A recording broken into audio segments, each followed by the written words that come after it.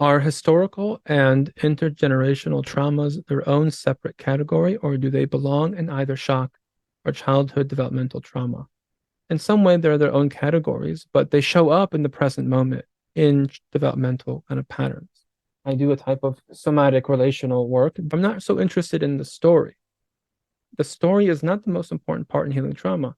It may be important to go back to the story to access some of the energy, if you will, because trauma in some way is this energy locked in the body, right? But what's most important is that you're working with the present moment because whatever is in the past is here. That's that's just obvious, right? To anyone that works with trauma, whatever is in the past, however long ago, it's showing up right now. It's showing up today with you and your at work or at home with the children. It's showing up.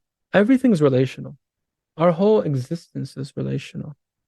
Ad-dinu mu'amala. The deen is relationships. The whole deen is relation. That's when the Prophet sallallahu alaihi wasallam, he's most comprehensive in speech. He just said the whole deen is blank, and whatever that is a reality. Ad-dinu mu'amala. He also said dinu nasiha. Deen is good consultation, sincere consultation, sincere advice.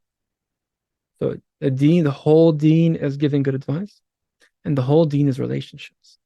So yes, our relationships with the natural world, our relationship with the land, all of that. Whether it's settler colonialism or big multinational organizations in your own country, poisoning the water and spraying pesticides on the crops and stuff like that. All of that disturbs the relationship we have with land.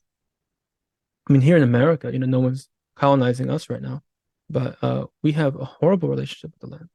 Horrible, right? So there's a lot of different ways that we get colonized. But ultimately, again, despite all these different negative influences in the world, you have the power to retain your own integrity. And that's what this work is about. That's what Islam is about. No matter what's happening out there, you can heal and be well yourself. And you do that, and you do that, and you do that, and there's a critical mass, and all of a sudden the world changes. Right? Because we live in a story of interconnectedness. So if everyone starts doing their role, not necessarily just in activism and raising awareness, that's good. But that in the absence of the real work, which is becoming embodied in the heart, which is the only real work there is, it's not going to shift anything, you know. It's not going to shift the essential reality of and the condition of the world.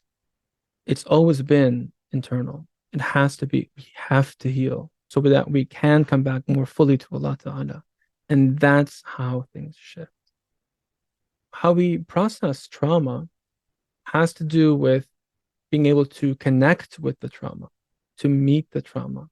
Because again, the trauma is not the story, right? So if you had, for example, a difficult childhood experience that has caused you to feel like you can't make decisions in your life, for example, you're going to keep finding that dynamic shows up again and again and again in your life.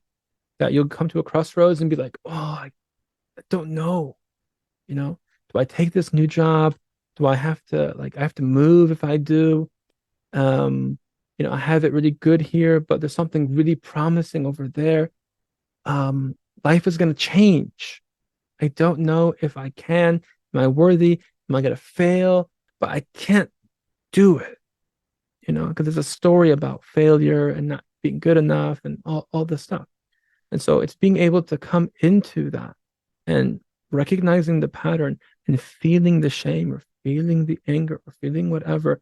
And then if there's images and if there's things that have to be said or some sort of emotional expression or something that comes out of that to allow that to happen, right? There's going to be a type of unraveling that happens in the body, in the imagination. And so having someone that can kind of hold all the different levels of your process is important because, otherwise you get people that are really somatically oriented. They'll just focus on body movements basically and sensations. and they can miss a lot. And then same way you can get someone who's like a CBT oriented person who's only really worried with the story and the beliefs and the identifications and not really working with the body and the emotions and the relationships and the images and the imaginal and the dreams and stuff like that. And they're not getting a sense of the whole that way either. So everyone kind of tends to diminish and reduce the spectrum of experience, but the soul is going to do what it has to do. And it's going to intuitively just be able to unravel itself as you create the space for it.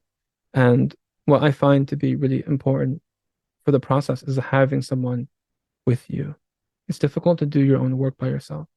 Very difficult. Even people like me who do this for a living every day for years, I can't do my own work myself. I mean, there's some modicum of, upkeep, obviously, and awareness of myself that I can do. But if I want to do a deeper session, if I need something to be processed, I have to go to somebody, right? Someone holding space for me is really important.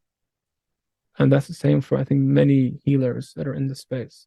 You can't do it yourself. So there's a type of, need for a healthy, safe relationship. If the trauma was relational, which it usually is, it's a relationship that heals it, right? The wound was caused, the lesion was relational, then the healing has to be relational as well.